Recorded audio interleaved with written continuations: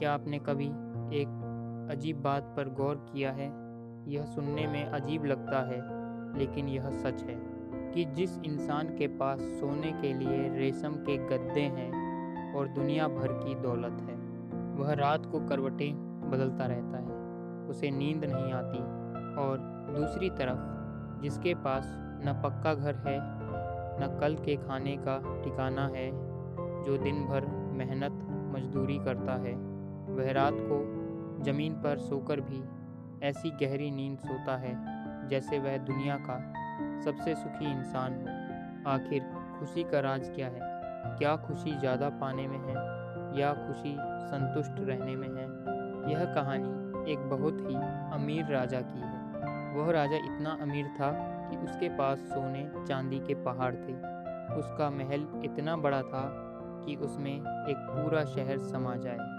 हर नौकर हर वक्त हाथ बांधे उसके आदेश का इंतज़ार करते थे। लेकिन मज़े की बात देखिए, इतना सब कुछ होने के बाद भी राजा खुश नहीं था। उसका मन हमेशा बेचैन रहता था। उसके माथे पर हमेशा चिंता दिखती थी। उसे लगता था कि उसके जीवन में कुछ तो कमी है, पर वह समझ नहीं पाता था कि वो कमी क्या है। उसी राजा के महल में एक बहुत ही साधारण सेवक काम करता था। उसका नाम था रामू। रामू राजा के बगीचे की सफाई करता था। रामू बहुत गरीब था। उसे महीने के बस थोड़े से पैसे मिलते थे, जिनसे बड़ी मुश्किल से उसका घर चलता था।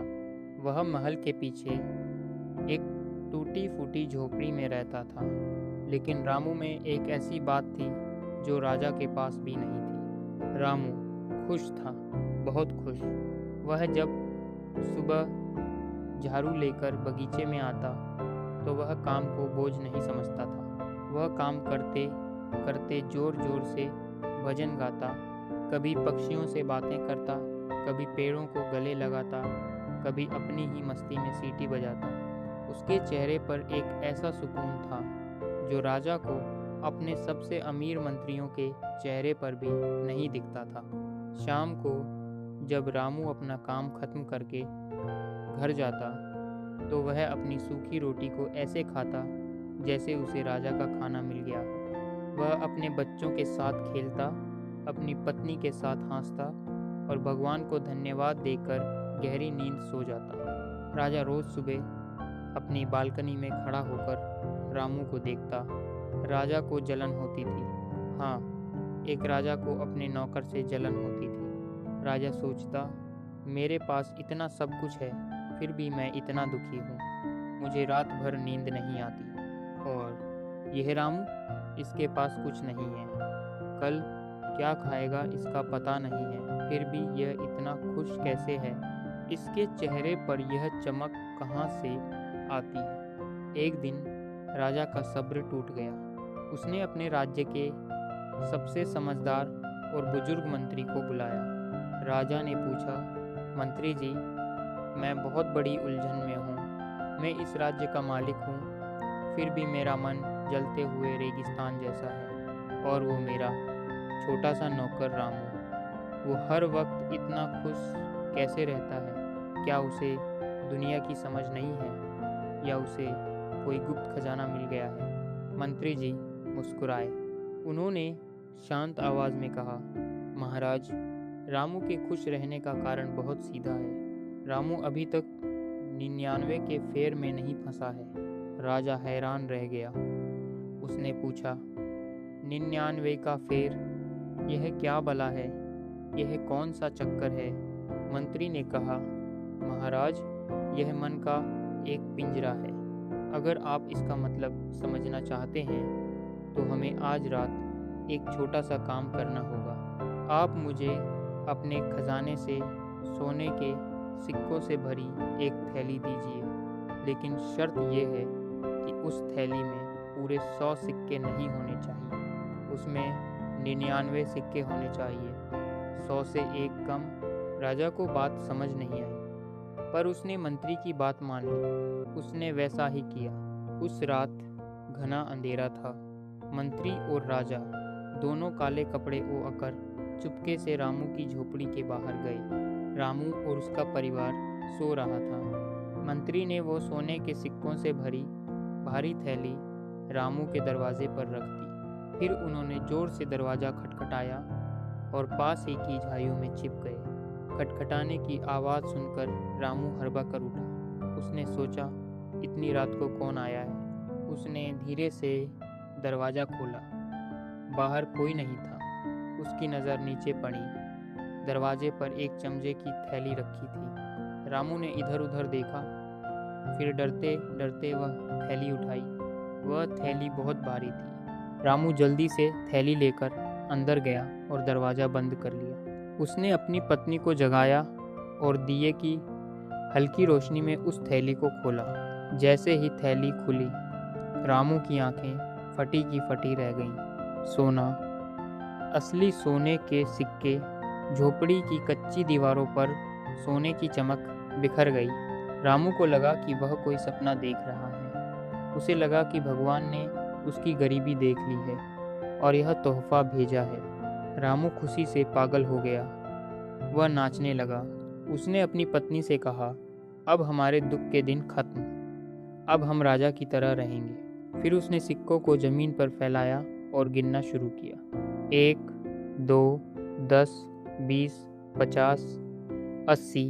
उसकी उंगलियां कांप रही थीं। उसने सारे सिक्के गिने। गिनती रुकी 99 पर। रामू रुक गया। उसने सोचा, 99? यह कैसे हो सकता है? भगवान कभी अधूरी भेंट नहीं देते। देने वाला तो पूरे 100 देगा। 99 एक अजीब गिनती है। जरूर मुझसे गिनने में गलती हुई है, या शायद एक सिक्का थैली में ही रह गया है।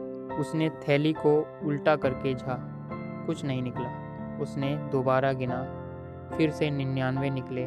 उसने तीसरी बार गिना। फिर से 99। अब रामू की खुशी धीरे धीरे चिंता में बदलने लगी। वह जो कुछ देर पहले नाच रहा था, अब उसके माथे पर पसीना आ गया। वह सोचने लगा, वह एक सिक्का कहाँ गया? क्या गिर गया? क्या बाहर दरवाजे पर छूट गया? रामू ने दिया उठाया और पागलों की तरह पूरे घर में ढूंढने लगा। उसने जमीन की मिट्टी खोद डाली, चारपाई के नीचे देखा, बर्तनों के पीछे देखा। वह बाहर गया और झाइयों में ढूंढने लगा, लेकिन वह 100वां सिक्का नहीं मिला, क्योंकि वह तो था ही नहीं। थोड़ी देर बाद रामू थककर निराश होकर जमीन पर बैठ गया। उसके सामने 99 सोने के सिक्के पड़े थे। इतने सिक्के कि उसकी 7 पीढ़ियां राज करती। लेकिन अब रामू उन 99 सिक्कों को नहीं देख रहा था। उसका पूरा ध्यान, उसका पूरा दिमाग बस उस एक सिक्के पर अटक गया था जो गायब था। उसने अपनी मुट्ठी भींच ली और तय किया, कोई बात नहीं, अगर वह एक सिक्का नहीं मिला तो मैं उसे खुद कमाऊंगा। मुझे वह 100 की गिनती पूरी करनी ही है। मैं दिन रात मेहनत करूंगा, अपना पेट काटूंगा, खून पसीना एक कर दूंगा, लेकिन उस एक सिक्के को हासिल करके रहूंगा। उस रात रामू सो नहीं पाया। उसे बस वही एक सिक्का दिखता रहा। अगली सुबह सब कुछ बदल गया। जब रामू महल में काम करने आया तो वह पुराना रामू नहीं था। उस दिन उसने कोई गीत नहीं गाया। उसने बगीचे के फूलों को नहीं देखा। उसने पक्षियों से बात नहीं की। उसने किसी से नमस्ते तक नहीं की। उसके चेहरे से वो प्यारी मुस्कान गायब थी। उसकी आंखें लाल थीं, माथे पर चिंता की लकीरें थीं। वह सफाई करते वक्त भी इतनी तेजी दिखा रहा था जैसे उसे कहीं जाने की जल्दी हो। वह मन ही मन हिसाब लगा रहा था। आज इतना बचाऊंगा, कल इतना कमाऊंगा, तो कितने दिन में वो एक सिक्का आएगा। शाम को घर जाकर उसने अपने बच्चों को जोर से डांट दिया, क्योंकि वे खेल रहे थे और शोर मचा रहे थे। उसे लगा कि बच्चे समय बर्बाद कर रहे हैं। उसने अपनी पत्नी से लड़ना शुरू कर दिया, तुम खर्चा ज़्यादा करती हो, हमें बचत करनी होगी। उसने खुद भरपेट खाना छोड़ दिया। अब रामू के पास 99 सोने के सिक्के थे। वह कल से हजारों गुना ज़्यादा अमीर था, लेकिन अब वह खुश नहीं था। अब उसकी रातों की नींद उठ चुकी थी। अब वह ठीक वैसा ही बन गया था, जैसा कि राजा था अमीर लेकिन दुखी। कुछ दिनों तक राजा ने यह सब देखा। फिर राजा ने मंत्री से कहा, मंत्री जी, आप सही थे। रामू तो बिल्कुल बदल गया। अब तो उसे देखकर मुझे डर लगता है। वह तो मुझसे भी ज़्यादा दुखी लगता है। मंत्री ने राजा को समझाया, महाराज, यही है 99 का फेर। यह दुनिया का सबसे खतरनाक जाल है। जब हमारे पास जीवन में खुश रहने के लिए 99 चीज़ें होती हैं तो हम उन 99 का मज़ा नहीं लेते। हम उनके लिए ईश्वर का शुक्रिया अदा नहीं करते।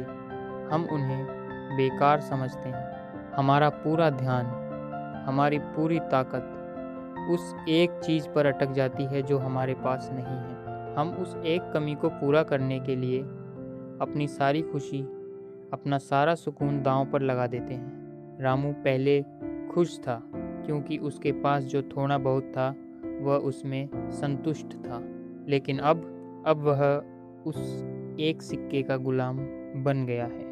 और महाराज, सच तो यह है कि वह एक सिक्का कभी पूरा नहीं होता। जब 100 होंगे तो उसे और ज़्यादा की चाह होगी। यह प्यास कभी नहीं बुझती। राजा को अपनी गलती समझ आ गई। उसने महसूस किया कि वह भी तो यही कर रहा है।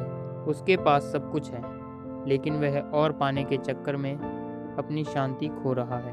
दोस्तों, यह कहानी आज की हकीकत है। यह आपकी और मेरी कहानी है। हम सब उस 99 के फेर में बुरी तरह फंसे हुए हैं। ईश्वर ने हमें बहुत कुछ दिया है।